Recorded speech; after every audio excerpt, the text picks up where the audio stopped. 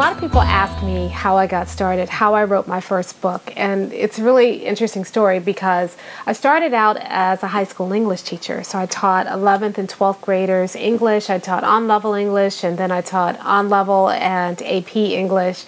And the first couple of years of teaching, I just wanted to figure out how to help as many of my students as possible engage in rigorous instruction. So over the years, I figured out ways to take kids who could barely read, who were not interested in English at all, and help them to think rigorously, to write rigorously, to read things that were way outside of their reading range, and to get it and understand it and be really excited about it. And then after I figured that out, I started teaching AP, and at first it was kind of that traditional group of AP students, and then I wanted to open it up to more students, and so I opened enrollment to everybody. And when I did it, I had to change the way that I taught, and as a result of doing that, we had so many more kids enroll in AP classes. In fact, we tripled enrollment in 1 year, and everyone kept telling me that my scores were going to go down, but I'd figured some things out about how to help students who weren't used to rigor engage in highly rigorous instruction, and so instead of going down, the scores went up, and so it's having all this success in the classroom.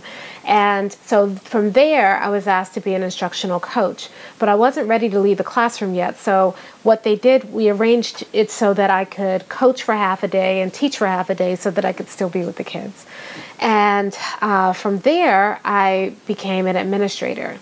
And I started as an administrator. I got really great training on it, and I actually was pretty good as an administrator, but something didn't feel right. Sometimes you're good at a job, and just because you're good at a job doesn't mean that's a job you should have. And so after about 3 years of being an administrator, I could see myself kind of moving up the ranks, but it just didn't feel like the right fit for me. So I remember one day my community superintendent, area superintendent, was taking me out. I was shadowing him as part of my training, and he took me to a school, and we toured the school, and afterwards we had a meeting with the principal, and I thought I was shadowing him, but in reality he was showing me the school. And so we got back into his car, and I remember he turned to me and he said, "So, what do you want to do next year?" Now, I knew the right answer. The right answer was, "Sir, I'd like to be a principal. I'd like to have my own school." And, I knew that that was the right answer. And yet the answer that came out of my mouth was, "I want to resign and write a book." And as soon as it came out of my mouth, I put my hands over my mouth and I said, I didn't mean to say that aloud. And he said, "Well, is that what you really want to do?" And I said, I think so. And so he says, "Well, I'll give you a month to think about it." And during that month, I thought about it, and at the end of that month, I handed in my letter of resignation. Now, here's where it gets crazy. I did not have a book in mind. I knew there was a book inside of me. I just didn't know what it was yet. I did not have health insurance. I did not have a source of income. I had just bought a house.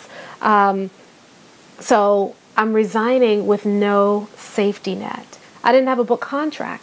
I didn't even know how to get a book contract. I'd never written a book before. I didn't know how to write a book. I didn't know any of that. But I just knew that my purpose was that I needed to write a book. I knew that there was a book inside of me. So I quit, and I had to figure it out. And so on my last day at work, I left work. I came home. I sat in my office and I said, "Okay, so now how do I begin?" But when you do what you're called to do, things fall into place. And so shortly after that, I was invited to be a part of a book group. And this was a group of women who were all writing books and getting books published. And they showed me how to write a book. Once I had written several chapters, I sent them off to publishers. I didn't really have a system. I just looked on my bookshelf and said, who publishes the books I love the most? And then I sent the proposal off to those publishers, and they looked at it. The book was accepted by 4 different publishers, and I chose ASCD as my publisher, and here I am 10 books later. So, the idea is that when you walk in your purpose, when you do the thing that you're called to do, and you just commit to it, you go all in, great things can happen.